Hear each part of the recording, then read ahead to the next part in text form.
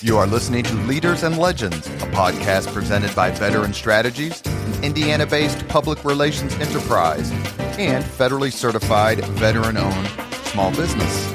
I'm your host, Robert Bain, along with our producer, Chris Spangle.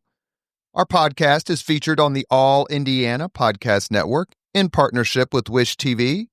You may find Leaders and Legends at allindianapodcastnetwork.com. Thinking of starting a podcast or need to host a public meeting? Let Leaders and Legends, LLC be your partner as you look for new ways to communicate your message. Please contact us at chris@leadersandlegends.net. As always, all our podcast interviews are dedicated to the legacy and generosity of P.E. McAllister. Our guest today, I've been chasing him, and he's very, very gracious to come here. And that is Paul Mannweiller. Now, most of you in Indiana who are listening to this know who he was and is, and we're thrilled to have him on the podcast. He's a former Speaker of the Indiana House of Representatives. We are joined, as we often are, by Hall of Famer Jim Shella, who I'm going to let take over the questions because I'm going to assume that you've known Paul for almost 40 years. Yeah, that's probably right. Probably. But when did you start?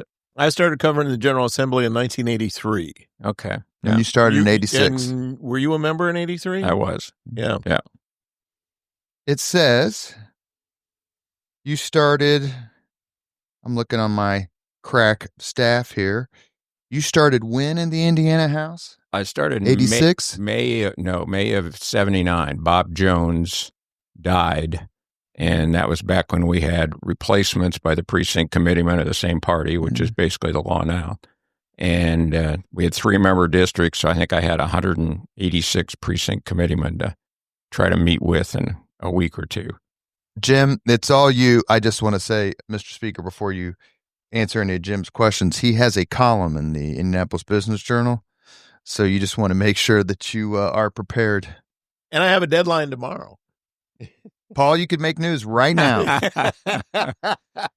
Jim, go ahead. I've only written about this podcast a couple of times, I think. Thanks for giving me fodder. Good morning. Good nice morning. to see you. How you guys doing? Doing fine. I want to start with, you mentioned you were in a 3-member district. Correct. You, John Keeler, and well, at the time it was Ed Lampkin, Steve Stoughton, Bob Jones. Bob died. And that was the first time there'd been a vacancy in that 3-member district in a fairly long time. And there were 17 of us, I think, that ran. Bob's widow, 4 or 5 ward chairmen, different people that ran. And I was fortunate enough to win, I think, on the 2nd or 3rd ballot. It was not easy. Not easy. Well, 17 people dividing up. Yeah. Now, those... And I think there were 2 3-member districts in Marion County. There were 5. 5. So then there were some 2-member districts in Fort Wayne. Correct? Right. It was a 3-member district, north side of Indianapolis. There was kind of an east side, a west side, central, and then south. And eventually, the Democratic Party challenged that. They did, and it was upheld. There was a... Challenged what? There was they challenged the redistricting, essentially, and the case went to the U.S. Supreme Court. Correct. But as a result of the Supreme Court ruling, the next redistricting, the multi-member districts were eliminated. Well, I think they were eliminated because the Democrats took control for reapportionment, not because of judicial reasons. They were controversial, nevertheless.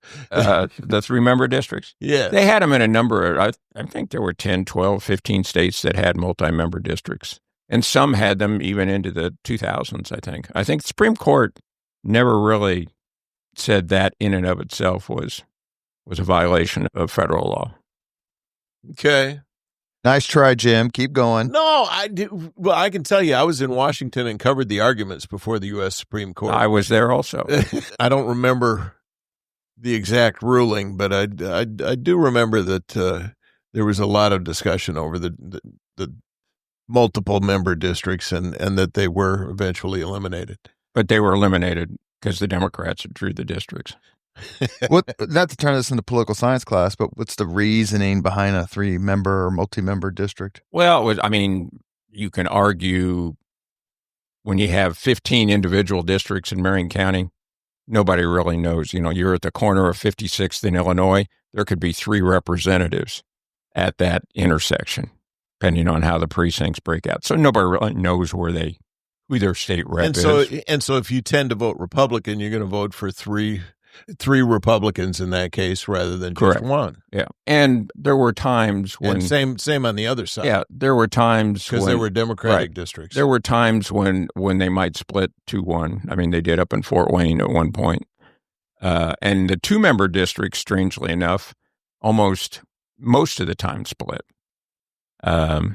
Interestingly enough, we can get into that on other matters, but people sort of liked having one of each. Like I think Evansville had 2-member districts, Lake County, South Bend, Fort Wayne.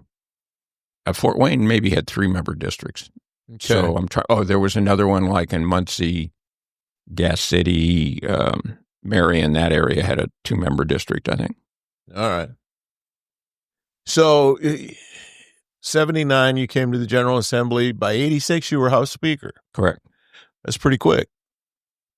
Relatively, there was a vacancy, and you didn't break Richard Guthrie's record, but, no, but you can't.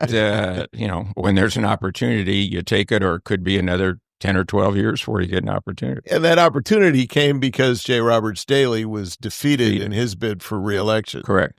And J. Roberts Daley had quite a reputation as being the guy who could stand in the way of meaningful legislation. The state lottery, cross-county banking. Right.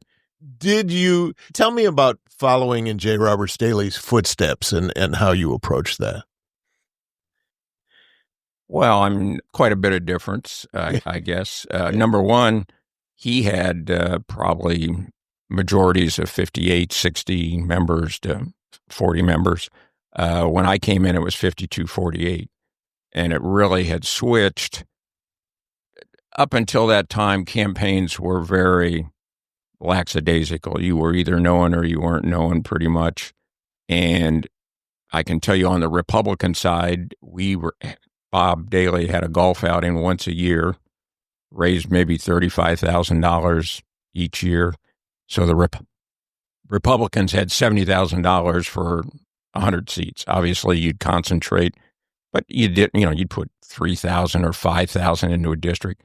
Nobody was buying TV. No, nobody was buying hardly even radio, I don't think.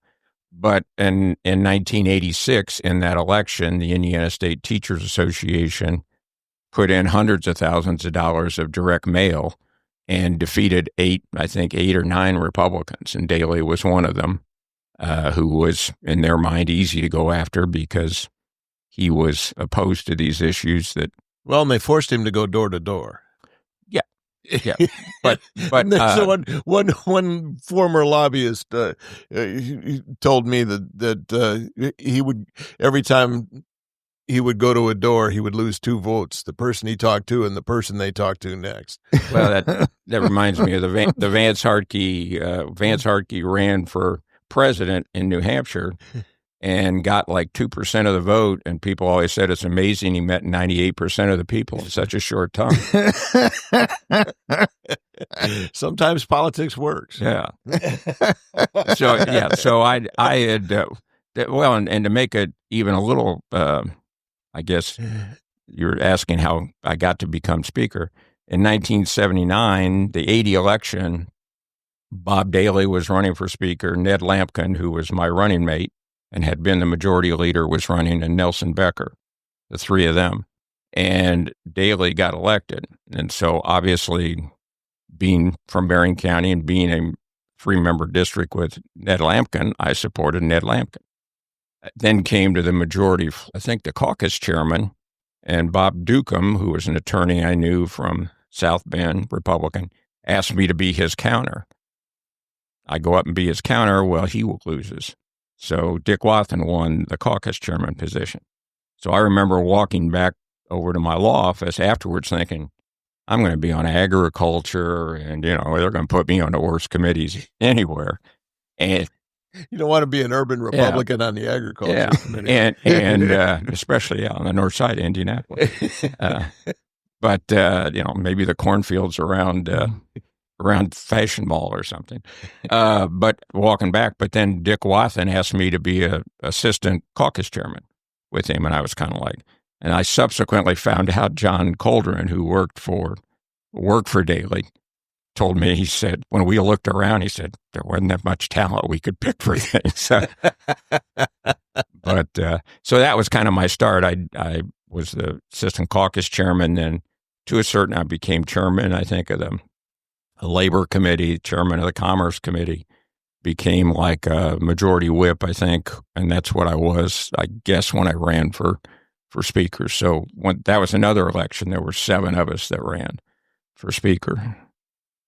And I still remember the speech you gave when you won. And tell me if I get this quote. You said that somebody told you basically to watch your ego, that no matter what, the attendance at your funeral will still depend on the weather. That's a joke I've used many times. I don't know if I said that then, but you did. I promise you that was part of your speech. I don't think I knew that joke at that time. So I'll call you on that one, but I have used that a number of times. Yeah. So many of the issues that Jim's introduced into the conversation you've talked about seem quaint. Cross-county banking? What the hell is that?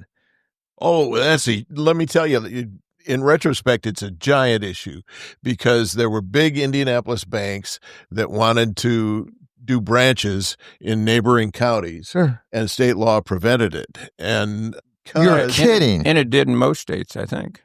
And because Indiana was slower than most states to adopt cross-county banking, big banks like Bank One and eventually Chase came in and swallowed up the Indianapolis banks. And so you don't have a number of large banks that are based in Indianapolis now. Yeah. Dave Arlen made that point when we were talking about Mayor Hudnut.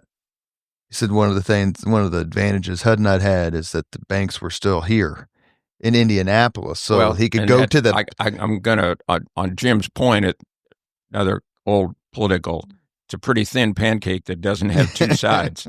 The other side of that is, all of a sudden, all these local communities, the Indianapolis banks bought up some of the local, but pretty quickly, the banks in Indianapolis were all selling to other guys. I'm trying to think, Bank One, who came in, National City, then PNC, bought Merchants. Yeah. So they all came in, and before that, you had local banks. There was more of a local community of leadership, I think, that were invested in Indianapolis. Right. Yeah. The lottery. Now, I'm going to defer to Jim on this. When was the lottery first passed? Well, when I was speaker. So it would have 89? been 87. 80, okay. Well, it had to go on the ballot. Right. So it passed in 87, but did it have to go on the ballot just once? Just once on the ballot, but I'm trying to think. We passed it in 87. We must have passed it again in 89. Right. You had to pass, and then it went on the legislature ballot. Twice. Two separately elected general assemblies, right. Now, the lottery, much like cross-county banking, is something we just take for granted, but why don't the two of you take a few minutes and talk about that process, that fight, not including the roast of Donald Trump? Yeah, well, the history of it would be that Larry Borst, who was a longtime chairman of the Senate Finance Committee and from the south side of Indianapolis, was a very active horseman, loved horses. Veterinarian, as I recall, from Purdue. But he just kind of loved, and basically standard, the sulkies. And he had, the Indiana Supreme Court had declared, he passed a horse racing bill in Indiana, probably in the early 70s. And the Indiana Supreme Court declared that unconstitutional because there was a prohibition against lotteries in Indiana. When Indiana built all the canals. Because his bill included pari-mutuel betting, right? Well, probably, yeah. I don't know the very specifics, but when Indiana had built the canals in the 1800s before Sure. railroads put them out of business, they borrowed a bunch of money, like a bunch of states did. And when they then went bankrupt or belly up, they couldn't pay for the canals. All the New York moneyed interests made sure that every state had to have no lotteries in their constitution. So I think there's a number of states that have that as a prohibition, that you couldn't have a lottery. So what's the connection? Well, the connection was that everybody lost all this money, and they'd lost them because I think there were lotteries at the time to maybe pay for I think that's the history of it, to pay part for the canal, part for the state budget, and they wanted it based on a more steady stream of income than a lottery, I guess. I don't know. I mean, you have to ask a banker in 1840, 1820. Well, and Speaker Daley was opposed to legalized gambling, and so every year someone would file a bill to create a state lottery, and he would take that and put it in his safe in the Speaker's office, and it would stay there until the session was over. Right. Now, he did allow a vote because I carried the bill for Larry Borst. Larry would pass the lottery bill through the Senate. He would send it to me, and in probably 85, before I was Speaker, so Daley was still Speaker, I was on the whatever committee he sent it to. Commerce? Maybe. And Sam Turpin was the chairman. And that would have been Ways and Means. No, not at that time. Oh, okay. No. So it was, Sam wasn't Ways and Means chairman until 95. All right. I believe, if I recall, it was like a 5-5 or 7-7 vote. And we didn't know what Sam was going to do. And obviously, Sam went with the Speaker. And so it was defeated like 8-7 or something. But we had a bill, probably in that the 85 session, maybe. But I think you can make the argument. I don't remember all those details, but Speaker Daley sent it to a committee where he expected it would not come out. That never happens, Jim. You're such a pessimist. The Speaker, he's built his whole career on these sorts of things. There were a number of committees where it would have come out. There's always an opportunity. When you have a public vote, there's always an opportunity. 1988 was a lot more interesting than 1986, though, because 50-50 tie. The first 50-50 tie. So first in the history of the state. And the legislature meets for Organization Day 2 weeks after the election, as is normal, and you got to figure out a power sharing plan. So you guys met on Tuesday afternoon. Yeah, but I'm going to say there was a little more to it than that. If you remember, Evan Bayh had just been elected Secretary of State. Secretary of State is the person, I think at the time, who presides at Organization presides. Day. Mm-hmm. He gave indications that he was going to vote with the Democrats to make them the Speaker. And Mike Phillips was promoting the idea that whoever it wouldn't have been the governor. I'm trying to think why. He had some cockamamie theory that, because Evan had got elected, he should be the Speaker. So we had a number of votes on Tuesday, a number of votes on Wednesday. And at one point, I proposed that Jerry Bepko, who at the time was the chancellor of IUPUI, be the Speaker, because you're not required to have a member be the Speaker. So I was saying, let's have an outside person come in. And finally, I think on Wednesday, late Wednesday night, we just kept going and going, and finally we ended up with a 50-50 where we had co-speakers every other day. It was well past midnight on Wednesday. Oh, night. Yeah. And that was Thanksgiving Day. Right. So, because I well remember, the little side notes, the reason I remember it was before Thanksgiving, and so we got done real late, might have been 2, 3, 4 a.m. on Wednesday, and I had to write stories after that, so I think I got home about 6 a.m. Joe Hogsett Mayor Hogsett was working for Evan Bayh at the time, And he came in and said, well, Evan's going to bring you into session on Thursday, tomorrow, because we're going to make this right now. And Phillips was exhausted. I was tired. I was, still at that point in time, 38, 39, something like that. So I had a little more energy than Mike did. And I was a little lighter than Mike. So had a little. Mike Phillips, we got to get him on the podcast so he can defend himself. So anyway, at the time, Hogshead said, well, we're going to bring you in. And Keeler, I remember him speaking up and saying, oh, Joe, I'll come in, eat some turkey at my desk, if make a picture for you, but the rest of those are not coming in here, So we didn't come in. We came in, I think, maybe on Monday then and sort of finalized the 50-50 agreement. What I remember about that 50-50 agreement is not just that you had a Republican speaker and a Democrat speaker and you would alternate days and you had co-committee chairman. We had 50-50 on committees. But you changed a lot of the rules. No longer was it up to the speaker to hand down a bill. Right. It was up to the author. So whatever J. Robert Staley had done to block bills couldn't be done anymore. It became a much more, in some ways, democratic body. Correct. Was that a good thing? That rule change was probably good. I mean, a lot of it, if you look, we became very almost impotent on the House side because the Senate had to make all the decisions because basically, committee chairman, the Democrats had not been in the majority or been able to pass bills out of committee with their committee chairman in, 10 years or 8 years, probably since 74 under Bainbridge. So, Phil Bainbridge. They had a lot of bad ideas that their committee chairman would pass out. And even if they tied, they came out tied. If it voted 6-6 and Republicans had bad ideas that a Republican chairman couldn't stop. And so we had a lot of bills, a number of them that came out of committee with 6 or 8 votes, and they'd come down on the floor and they'd get defeated 96-4. There weren't even the people that supported the bill in committee voting for them. But, you'll help your buddy in committee and then, it's a bad idea, so you vote against it on the floor. It was really... It solved the problem. It didn't. I don't know how the system's made to have one person in charge or one party in charge. Leadership is a good thing. Huh? Yeah. Otherwise you're leaderless. And so you just sort of wander around. Going back to the lottery just for a second.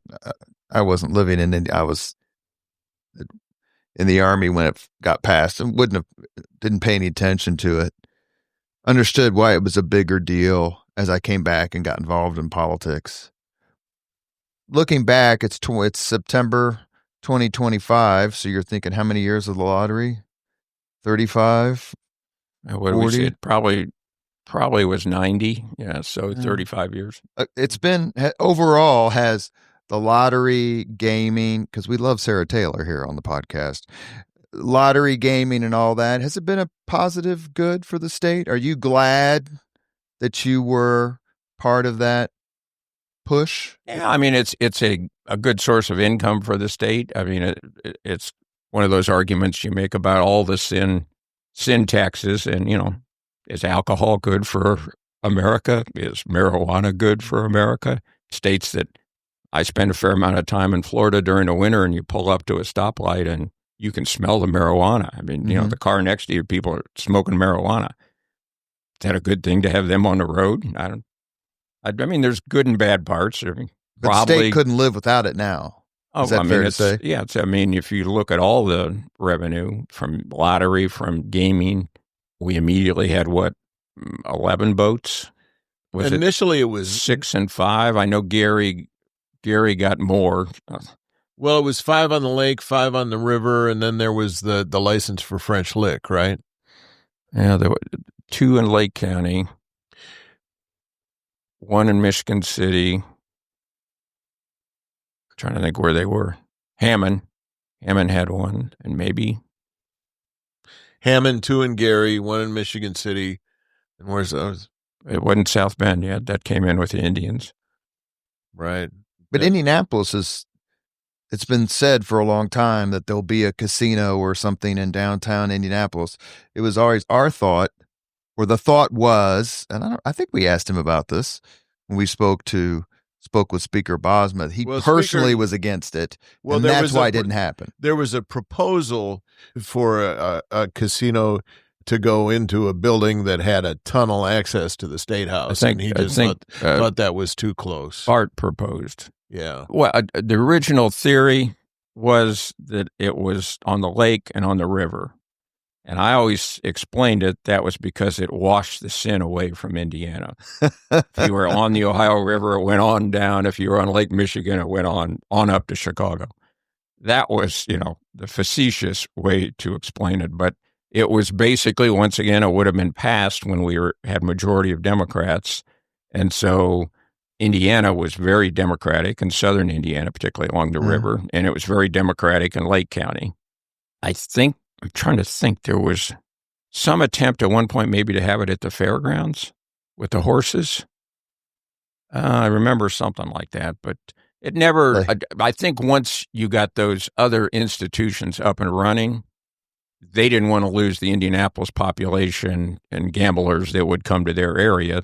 So you were never going to get another one. I mean, French Lick was kind of a decade-long fight because they wanted to save those buildings. They wanted to save the buildings, and Orange County had the highest unemployment rate in the state. So right. It was a way to... So that was the way it sort of broke in, and then eventually South Bend, because of the Indian National Tribal situation. Pokagon Band of the Potawatomi tribe. It's East Chicago, Hammond, 2 in Gary, 1 in Michigan City. So 5 and 5. Yeah. You are listening to the Leaders and Legends podcast. And no one out there cares. And no one out there cares. Cares about the history of the gaming. Well, the 2 in Gary have now become 1. Right. I think the gaming and one got moved to Terre Haute. And the gaming sort of, I've never gambled and I don't play the lottery. I don't gamble either. But it does seem to be like the lifeblood almost for so much of what we discuss fiscally in the state. Anyway, we're joined by former Speaker of the House. It's not that large a percentage, I don't think, compared to the income tax, sales tax, cigarette tax. I don't think I haven't looked in a while. Our guest is Paul Mannweiller, who Speaker of the House of Indiana. You got we have had at least one person on the podcast who has cast aspersions about the 8 years Otis Bowen was governor. I won't say who it is. Is it true you got your start under Doc Bowen? And that's what did correct. he mean to you? Well, I mean, he was a very great gentleman, I thought. I mean, he was a physician from Bremen, Indiana. And I got the job in 1970. He was going to run for governor in 72. So like in the fall of 71, I got hired to drive him around the state. And he was getting ready in 1972. That was going to be the first short session in the history of Indiana. We had always just had biennial sessions met every other year. And he was Speaker of the House. And he was Speaker of the House. And so I was able to hang around the legislature with him during the day, and then we'd take off at 4:30 and drive to Kokomo for a Lincoln wherever. Day dinner. Yeah. I could drive to South Bend, drive to Lake County, wherever. So I had the opportunity to drive he and his wife, Beth, who was a wonderful lady, and got to know their family. And I mean, he was just very much a gentleman, very soft-spoken, but he was a good politician at the same time. I mean, he could be stern in private. He could be very stern, and he was a good leader. And so, I mean, I guess, learned a lot from him. I'd consider him a mentor, how he handled things and how he handled people. And I'd see how he handled something publicly, and then we'd get back in the car, and I'd hear a little history about why we did this, why he did that.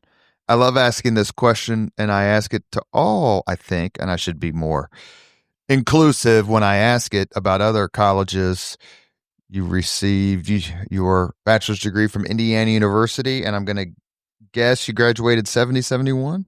Graduated in 71, correct. So, would you go back to IU tomorrow? Oh, yeah. I mean, just this week I had lunch with 3 or 4 of my pledge brothers, and we went, and I got a pontoon boat on the White River, and we went out on the river. So Not that probably the closest friends I have are from Broad Ripple High School. Probably my 3 or 4 best friends are people that I was in high school with in my class. Who else graduated from Broad Ripple close to you? John Keeler is probably my best friend, and he was my rules chairman when I was in the legislature. How close were you to Goldsmith or Letterman? Letterman and Goldsmith were both 2 years ahead of me. So I knew Steve pretty well before he even ran for prosecutor, and he was married to Melissa, who was a classmate of mine at Broad Ripple. Knew Steve and Melissa at that point in time. Letterman was 2 years ahead of me. The only way I really knew him, I sort of hung around the Frakes house where Marilyn Frakes was a young lady I was interested in at the time, and he was interested in her older sister, who was two years ahead. So I'd occasionally see him at the Frakes' house, so in the mid-'60s or whenever. Tell us how you celebrated your 20th birthday. My 20th birthday. You were born July 20th, 1949. Oh, the astronauts landed on the moon. Mm-hmm. That's right. Did you do anything special? Did anyone pay any attention to you that day, or were they Not like, to me. whatever? I remember a bunch of us got together and watched it. A bunch of Broad Ripple classmates got together and watched it in Susan Negley's basement. Susan Negley, her father was the superintendent of public instruction at one point in time. So, Harold Negley. Harold Negley. What is your first sort of political memory? You were born in 1949, as we just stated. So coming of age, really, in the Eisenhower years. But do you remember, what's the first thing you're like, okay, I can vividly recall when X was happening? Strangely enough, my father died of polio in 1949, within a week or two after I was born. So my mother had an 8-year-old, 6-year-old, and I was, a baby. But so she ended up moving back to Indianapolis. I kid Speaker Bauer. I'm the only speaker that's been born in South Bend. He was born in New Carlisle outside South Bend, but I was born in South Bend. But she was ended up being a secretary at School 59, that Merle Seidner, that Oh, sure. your podcaster was just talking about here. And, she was a school secretary. So for some reason, I remember she was political. She loved Eisenhower, hated Truman, wasn't very happy when Kennedy was elected. So it was kind of and I've asked my brothers this, why were we Republicans? Why was, because, and I think even my grandfather, who was a union printer at Burford Printing Company in downtown Indianapolis, they were Republicans, I think. And I'm just not sure why the family was Republican. Do you remember? I remember going to see Eisenhower with my mom. He was driving by in Indianapolis. He was here at some point. I don't know why. Well, you would have been either in grade school or junior high during the Cuban Missile Crisis. 62, yeah, I would have. October of 62. Do you remember ducking cover and getting under your desk and the drills for the... Was just talking to a friend of mine, Pete Grills, whose father, another high school buddy, one of my best friends from grade school, even through high school. His father was a Democratic state senator and was a real maverick. I mean, he challenged reapportionment back before Baker versus Carr, because at that point in time, Indianapolis, you elected either 15 Republicans or 15 Democrats, depending on how the county went. So you would run countywide as a state legislator. And so there would be huge swings. Dr. Bowen, I remember him telling me this story in 1964, Goldwater running against Johnson. Indiana went Democrat, probably 90 counties, 95, 90, all 92 counties probably went Democrat. I don't know.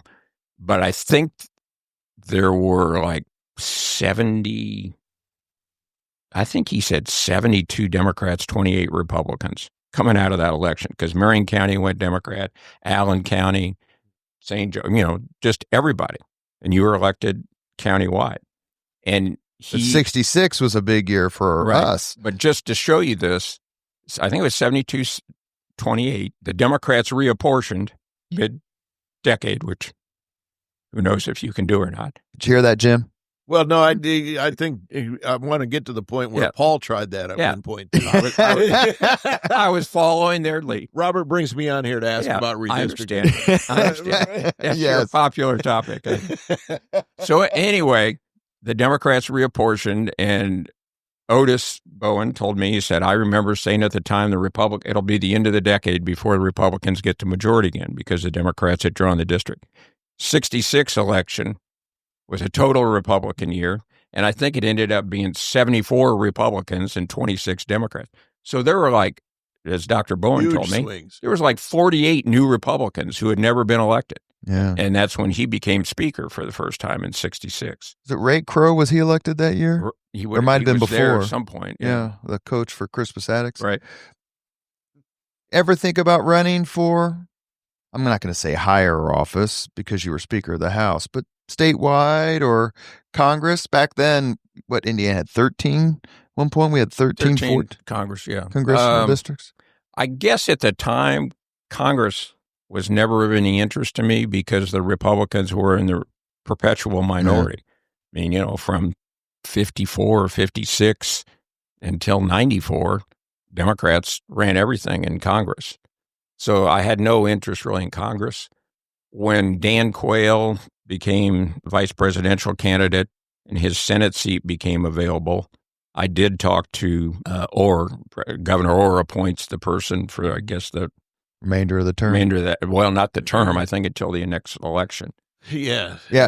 Coates had to run in 90 and 92, and Quayle had been elected in 80 and 86. He offered the seat to Mitch Daniels. He turned it down, and he gave it to Dan Coates. Yeah, I mean, I remember going out, I talked to Mitch, and I guess Mitch probably was working for Lugar at the time. But obviously, I was geographically undesirable because Lugar was from Indianapolis. He was the first Indianapolis U.S. Senator, maybe ever, if not, because there's always been sort of a fear of Marion County being too powerful and Indianapolis being too powerful. And so I think I was interested. Pat Kiley was interested. Coates, obviously, is a congressman, and there were probably other Congress members, but, expressed some interest. But, as I said, I was geographically undesirable. They weren't going to have two Indianapolis U.S. senators. So after that, never had much interest. I mean, the legislature, you could sort of still have a life. You have kids, you could live in the city, particularly in Indianapolis, and nobody really knew who you were. I mean, you weren't going to get pestered everywhere. No, that makes sense. More redistricting? Is that what apparently. In 1995. Correct. There was the prospect coming of another 50-50 in the next election. No, if you think 94, I mean, that was the Gingrich. We went from minority, I can't remember if we had 48 members, to I think 56. Yeah. So that was the biggest. If you go through that whole period of time, it was always within 2 or 3 seats. I mean, it was always 52-48, one way or the other. And Indiana was a different voting situation. I mean, southern Indiana, you could run the river all the way up the Illinois border, and I maybe had 2 members, and the Democrats had 25, 30. I mean, we didn't have any seats hardly south of US 40. But the point is, you attempted to redistrict, or you did redistrict. No, you didn't. Never passed a bill. Never passed a bill. But the point was you were trying to avoid another 50-50 in the future. I was really trying for good government. I knew how I didn't bad say it wasn't. I knew how bad the 50-50 Get him, Paul. Get him. Had been in 1988. And so I made a proposal to go to 99 House members. The Constitution says you can have up to 100 members. So our proposal, the Republican proposal, was for 99 seats, which would keep from ever having guarantee that one party or the other had an advantage. Right. So that was part of it. And the other part, I will admit, was politics. We had won in the 94 election, we'd won 2 downtown seats in Indianapolis that we probably would never win again. We won 2 in Terre Haute. We won a downtown Kokomo, a downtown Muncie, a downtown Fort Wayne, and we beat Phillips down on the river because he'd had some problems at an NCSL meeting. What was that reporter's name? Bill Husson. Bill Husson. And so You used to do a program on public television. Yeah. So anyway, we had won these seats. We won the seats that we didn't really think we could win again, probably. But the Democrats wouldn't stay on the floor. They wouldn't allow a vote, correct? No. And we didn't have as opposed to California right now or Texas, we had a Democratic governor who wasn't about to enforce anything. Was it a big shock for you? Go ahead. You go ahead, Jim. Well, I just wanted to finish so you had a plan B. Plan B was we then passed that during the next reapportionment, it should go to 99 seats, which nobody did the next time, the Democrats. But you also had an alternate plan that called for, in the event of a 50-50, the party of the governor controls. Correct. We passed that if there ever was a tie, the party that elected the governor or the party that had elected the Secretary of State. Depending on which term it was. And you went for that because you couldn't imagine Steve Goldsmith losing to Frank O'Bannon? At the time, that was our thought. And Sue Ann Gilroy was a very popular Secretary of State, so the cards looked like they were lined up for us. What's the most shocking election? Just to finish, and it ended up being 50-50, and the Democrats were in the 96 election. Yeah, so was it a mistake? No, I don't think so. I think the 96 session, 97 session worked a lot better than the 89 session. And just to give you a little side story there, John Gregg, who was the Democratic leader and was going to become speaker under this, I talked to him that evening, and he said, "Are you sad you passed that bill?" And I said, "Well, better by statute than by Stephan," because I had a member, Dan Stephan, from the northern part of the state, who I had defeated for speaker, and then he was going to run for lieutenant governor with Mayor Hudnut when they were going to try to defeat Mutz in 88. And he had gone out and campaigned for all that, and so he and his wife didn't like me very much because I had ruined his political career. And so, most of the time he was a dissenter to most things. Yeah, he went through a period where he couldn't decide if he was a Republican or a Democrat, too, right? Yeah. Yeah, one of his famous statements to me and to most of the Republicans was, if you have the trial lawyers, the tavern owners, and the teachers, you can always get elected in my district. So those were groups that didn't support many Republicans on the whole. So that was my statement. It was better by statute than Stephan voted with. Makes sense to me. And our bill, if you look at it, and I think it's still in there, I know it's still in there, that if you ran as a Republican or if you ran it on the Democratic Party, you could not vote. That was a deciding factor. It wasn't the members voted, it was the number of Republicans elected and the number of Democrats. So we had worked that into the statute anticipating a potential problem. 96, shocking to you? Gubernatorial, we had Mayor Goldsmith on the podcast, and took Jim about 3.5 seconds to bring up. To offend him? Yeah, 96. Actually, the Mayor Goldsmith was a terrific guest. Very funny, very forthcoming. But you grew up kind of with Republicans dominating Indiana. You had, obviously, Democrats in the federal House, and you had Birch Bayh. But how much of a seismic shift was it when Evan Bayh wins Speaker of the House in 86, knowing pretty much what he's going to do next? The Democrats win for 16 straight years. Was that shocking to you? I can't think of another term. Well, it changed the political dynamics in the state, certainly, because it had been a very Republican state before that. Had become probably, if you think about the development of the state, had become more Democratic. We were certainly a swing state, although presidentially we were not a swing state. Johnson won in 64. Trying to think, maybe you went to Obama before. Yeah, it went Democratic again. 2008. 44 years. Yeah. So, there was a long period of time where we were presidentially a Republican state. And during that period of time, the southern part of the state really turned over. Southern Indiana had been what you call Copperhead Democrats. They'd Sure. been the ones that opposed Indiana entering into the Civil War. They wanted us, stay out. And they were very pro-life, pro-gun.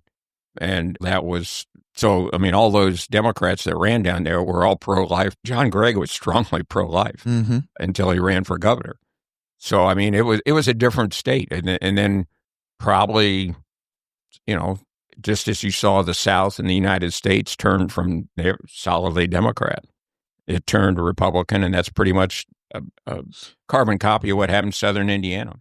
But your political sense when Evan Bayh wins in 86, was it like, uh-oh, we've got a problem here politically in terms of his appeal, his last name, the fact that he certainly was or is a moderate Democrat? Our run could be, because it's what Republicans are facing again. And he was governor, I mean, for him at a very good time. The economy in Indiana was very good during that period of time. I mean, I can remember, facetiously, but he probably 10 times a day say, and I'm not going to raise taxes in Indiana. Jim, I mean, like he also a bill would come up on something that didn't even raise taxes. Well, I'm not going to allow them to raise taxes. I mean, he repeated that statement very well. He also didn't like the idea of cutting taxes because when the Republicans wanted to cut the auto excise tax, right, he fought that tooth and nail. Well, but then agreed finally. I mean, I think he saw the tide coming. Well, we put it in. This is when I was a majority. It was in with some changes to the prevailing wage statute, and he had told the Democrats he would never ever support that, and he ended up supporting it and not vetoing it. I can tell you, on the day that he announced his change in position, I went on TV and said that he had flip-flopped, and he called me at home that night himself. But he didn't object to anything I said except use of the term flip-flop. Yeah. But back to he, always said he was not going to raise taxes no matter whether the bill raised taxes or not. I used to say, my 12-year-old daughter could be running Indiana right now and not raise taxes because we have so much revenue. Well, I mean, auto excise was a good issue. I mean, that had come from you paid $60 to register your car. All of a sudden, you were paying $1,000 to register your car because the price of cars increased so much under that inflationary period. When I moved to town, I needed a car. I went out and bought a new car and thought that I had spent what my budget would allow, and then I got the bill for the license plate, and I was like, "Holy cats, what do I do now?" Yeah. So that was a big issue for us that the Republicans pushed through. Yeah. When you got out, were you, and I'm sure Jim has more questions about you being in the House, but I always find it interesting that folks who have such power and influence, and then the next day I hate to say they don't have it, but it's certainly changed. Is that a weird feeling when you leave the speakership? I guess I didn't. Well, when I left the speakership, we didn't get the majority in 2000, and so I was going to be the Republican leader, and it was going to be reapportionment. And I had just done the last 14 years, whatever, I'd raised millions of dollars, recruited candidates, 7 election cycles, and I just didn't want to do that again. And I didn't have anybody running against me for leader. I mean, I could have been leader again, but I just had sort of reached the point that this is not meant to be a lifetime job. It's somebody else's turn. I've done this. I've done the best job I can. It's time to move on. And, I think from that perspective, I was not surprised. There are people that leave. I mean, I've known members that leave and they go, well, people used to come across the circle to stop me, talk to me, and now they don't talk to me anymore. And you just want to say to them, if I'm a plumber and I stop becoming a plumber, people aren't going to come to you to fix their pipes anymore, That's part of the deal. And you have to understand that people aren't your lifelong friends. Some of them might become lifelong friends, but on the whole, they're doing their job. You're doing your job. I know it would have been another 4 years, but do you ever wish you were speaker or in the legislature as a leader when Mitch Daniels was governor? Yeah. Imagine you've known him a long time. Yeah. Mitch was at North Central when I was at Broad Ripple, so I sort of knew him a long time. Yeah, Mitch and I have known each other a very long time. When we were both summer interns for Mayor Lugar in summer of 67, Oh, boy, 66 probably. What do you think of the impact he's had on Indiana? Oh, it's enormous. I mean, just, the governor and as president of Purdue, I mean, just done a spectacular job. And he's brilliant. I mean, he's just a very intelligent guy that thinks ahead of everybody else, I think. What are you up to now? Are you retired? Yeah, I'm retired. Politics today, politics when you grew up. People say it's, oh my God, it's so much different. It is, I think. I mean, I don't know where you stand on that, but go ahead. As an outside observer to politics, because, I don't go to township Republican clubs or any of the things I used to go to. I mean, everybody's so polarized, and I think because of redistricting, it polarizes the legislators, the politicians even more, because the only way a Democrat's going to get defeated is if they're defeated by a socialist or somebody who's more progressive than they are. And the only way a Republican gets defeated in the primary is they're going to get defeated in their primary, not in the general election. So that keeps the two parties out on the edge where they can't compromise in their mind, because then they'll lose their primary. Schumer right now. Yeah. How stupid is this to shut down the government after you voted for 13 continuing resolutions when Biden was president, but now you won't vote for one? That's because he doesn't want to lose in the primary. That's right.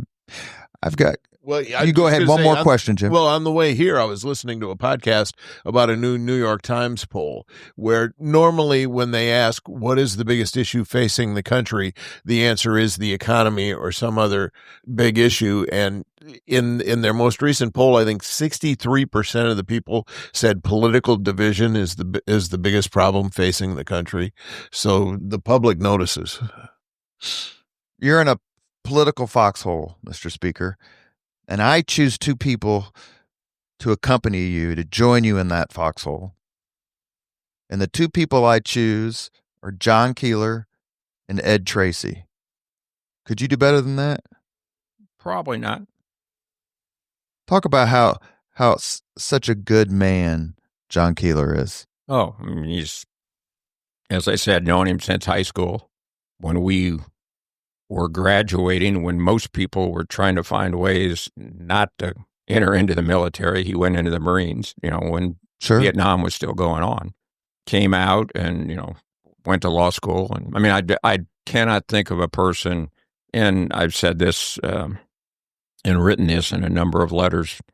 Whenever I was in politics, you always have to watch your back, that somebody's trying to get something around you. And John was somebody I knew that whatever he was coming to tell me that somebody talked to him about, or whatever his advice was the best thing for the state. It was the best thing for our caucus, and it was the best thing for what we needed to do. And I just never questioned that.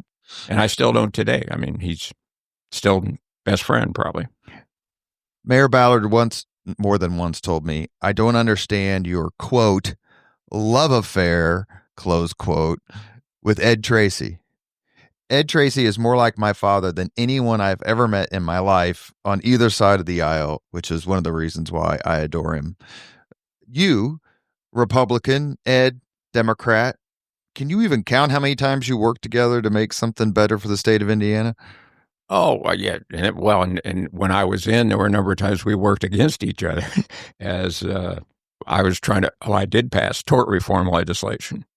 And I passed it one time on the House side, and I told the Senate not to change a word because I couldn't pass it again.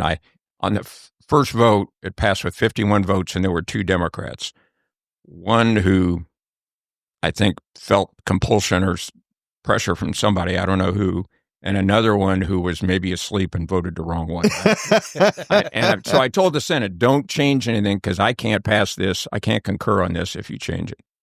Well, Senator Garten, in his wisdom, changed something and it came back. So I had to find a new I had to find two people to cover for the Democrats. And these were, I already had these Republicans who had voted against it. So we ended up passing it again. And then Governor Bai vetoed it. So it came back. And Tracy was representing the trial lawyers. And so I had to configure, another way to find 51 votes. And he still kids me today that, we talk about this, that he, every time he thought he had 51 votes against it, every time I found a way, said, you just can't compete with the guy on the inside, With the gavel. We have just a few minutes left with Speaker Mannweiller. We're going to ask you the 5 questions. Are you ready? What was your first job? First job? Well, I cut a lot of grass. First concert? I've been to every Indy 500 since 1960, and I bought that with grass cutting money. Really? Yep. Does Miles and Bowles know that you are on a 65 race? No, I think Bowles does, and well, they probably do.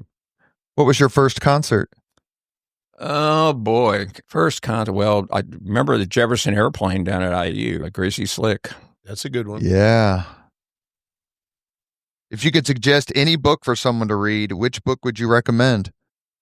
Well, I'm kind of a history guy, so I love history books, but I'd probably say from perspective, what's the Guns, Guts, and Guns, Germs, and Steel? And Steel. Yeah, Jared Diamond. Yeah, that's pretty interesting, I think, a perspective of society.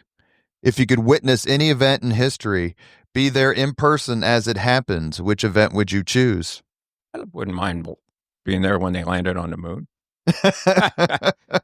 If you could have dinner with anyone living today, 2 hours off the record just to chat, whom would you choose? I think the president would be pretty interesting. President Trump? President Trump would be. If 2 hours off the record, I think there'd be a lot of interesting things you could learn. I had a 6th question, which is, how did you ever manage to marry such a babe as Kim Sanders? But I'm very fortunate. I figured you've answered that question so many times. She's a great cook. And people tell me they're amazed I'm not 300 pounds. She outworks the 3 of us every day of the week, every hour. Channel 8? I used to work with her, yeah. 8, and then she started the Fox station. Well, she worked at 13 at one point, too. Yeah. I think she went back and forth. Nobody nicer. Back in the days when you could do that. Right? Without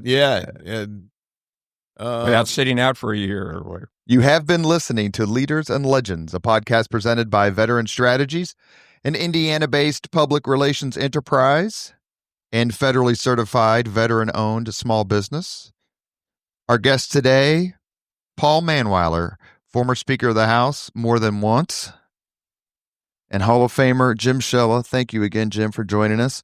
Thank you. As always, all our podcast interviews are dedicated to the legacy and generosity of P.E. McAllister. Great guy. Thank you very much. P.E. was a wonderful person, too.